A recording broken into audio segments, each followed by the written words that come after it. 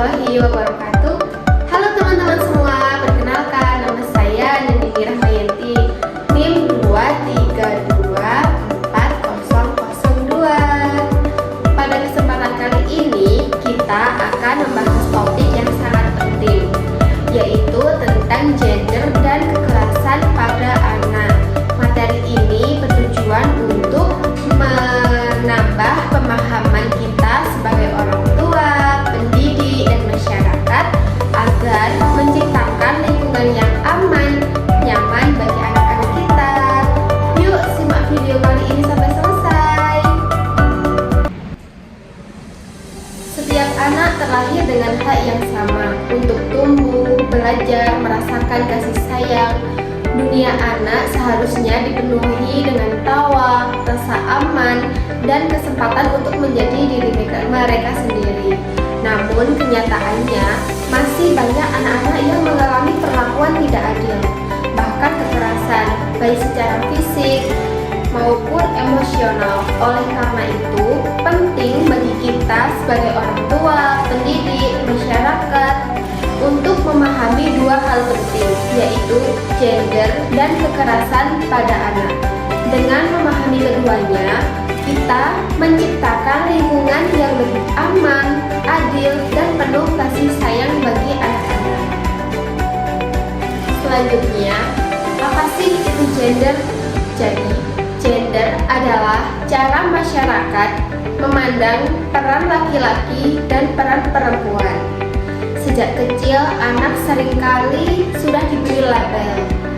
Nah, anak laki-laki harus kuat, tidak boleh menangis, sedangkan anak perempuan mereka harus lembut, penurut, dan tidak boleh berkata kasar. Tanpa kita sadari, pola pikir ini dapat membatasi anak dalam mengekspresikan diri. Anak laki-laki mungkin merasa tidak boleh menunjukkan emosi, dan anak perempuan mungkin merasakan tidak bebas untuk mencoba hal-hal yang baru. Padahal setiap anak adalah individu yang unik. Mereka memiliki minat, bakat, dan cara berekspresi yang berbeda-beda. Nah, stereotip gender seringkali menjadi salah satu penyebab munculnya kekerasan pada anak. Misalnya, anak laki-laki menangis, mereka dimarahi karena dianggap lemah. Padahal menangis adalah hal yang wajar sebagai bentuk mengekspresi emosi. Begitu juga dengan anak perempuan, mereka aktif dan berani, terkadang dianggap tidak sesuai dengan peran mereka, sehingga dibatasi atau ditegur secara berlebihan. Perilaku seperti ini jika terus terjadi dapat membuat anak merasa tidak terima, bahkan kehilangan rasa kepercayaan diri. Oleh karena itu, penting bagi kita untuk menghilangkan pandangan yang membatasi anak berdasarkan gender. Nah, selanjutnya ada nih dampak kekerasan pada anak. Kekerasan pada anak dapat memberikan dampak yang sangat serius, baik dalam jangka pendek maupun jangka panjang. Anak yang mengalami kekerasan cenderung merasa takut, cemas, dan tidak aman. Mereka juga bisa menjadi pendiam, sulit berinteraksi, atau bahkan menunjukkan perilaku agresif. Dalam jangka panjang, kekerasan dapat mempengaruhi kepercayaan diri, kemampuan belajar, dan kesehatan mental.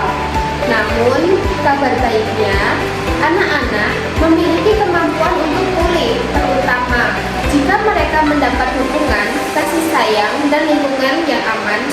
Disinilah peran kita sangat penting untuk menjadi pelindung sekaligus pendamping bagi mereka.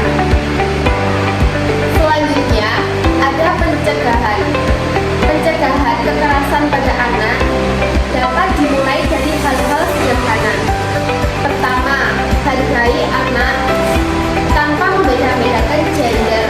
Biarkan mereka bermain dan belajar sesuai minatnya. Kedua, gunakan komunikasi yang lembut dan penuh empati. Hindari pembentak atau menggunakan kata-kata yang menyakiti.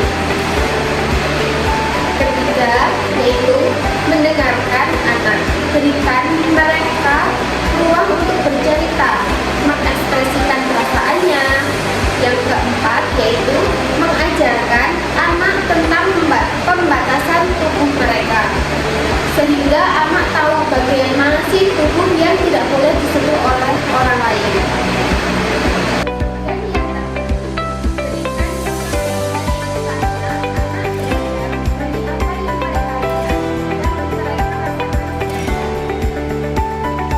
Nah, jadi kesimpulan dari materi gender dan kekerasan pada anak ini yaitu setiap anak adalah anugerah yang harus kita jaga dan lindungi. Mereka haruslah tumbuh dalam lingkungan yang aman, penuh cinta, tanpa kekerasan. Mari kita bersama menciptakan dunia yang lebih baik bagi anak-anak. Dengan menghargai perbedaan, menghapus stereotip gender, dan menolak segala bentuk kekerasan. Karena masa depan mereka ada di tangan kita hari ini. Lindungi anak, jaga perbedaan. Terima kasih sudah menonton video saya. Apabila ada perkataan yang kurang berkenan, saya mohon maaf. Terima kasih. Wassalamualaikum warahmatullahi wabarakatuh.